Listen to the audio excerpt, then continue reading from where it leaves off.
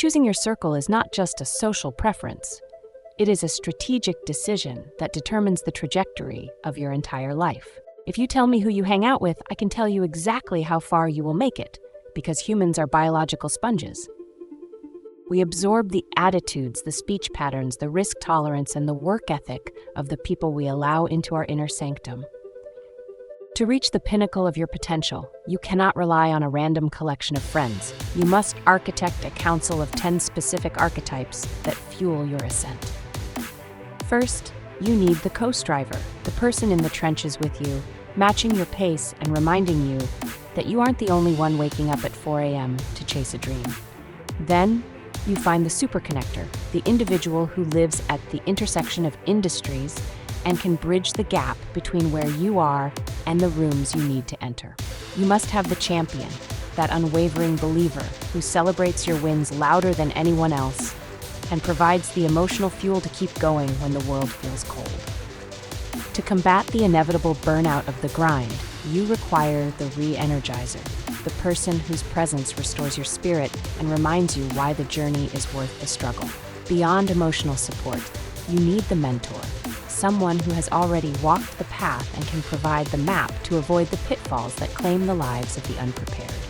Even more powerful than the mentor is the sponsor, the person who mentions your name in rooms you haven't even entered yet, putting their reputation on the line to open doors for your talent.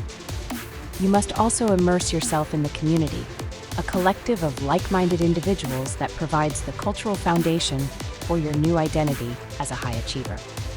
To ensure you don't drift, you need the accountability partner, the one who holds your feet to the fire and demands excellence when you feel like settling for good enough. You must seek out the diverse perspective, the person who thinks differently than you do, challenging your biases and ensuring your strategy is bulletproof from every angle. Finally, you must find the truth teller, the rare individual who loves you enough to tell you the harsh, unvarnished truth about your weaknesses when everyone else is nodding in agreement. Most people treat their social circle like a random collection of individuals they happen to meet in school or at work. They remain loyal to people who no longer serve their growth simply because of history.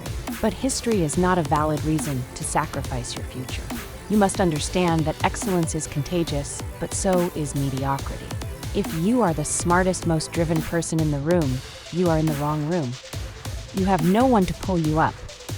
Only people who are inadvertently pulling you down to their level of comfort. Growth happens in the presence of people who make you feel slightly uncomfortable because of how much they have achieved. When you surround yourself with people who view a $50,000 month as a failure, your brain begins to recalibrate what is possible. When you surround yourself with people who view a 40-hour work week as a vacation, your standard for discipline shifts. This is the law of social gravity. You will eventually settle at the level of the people around you. If your circle spends their weekends complaining about their bosses and waiting for Friday, you will eventually find yourself doing the same. If your circle spends their weekends building systems, discussing investments, and refining their health, you will naturally gravitate toward those behaviors. You don't need more motivation, you need a better environment. You need to audit your circle with cold, hard logic. Ask yourself if the people you spend time with are investors in your future or taxes on your energy. This isn't about being elitist, it's about being protective of your potential.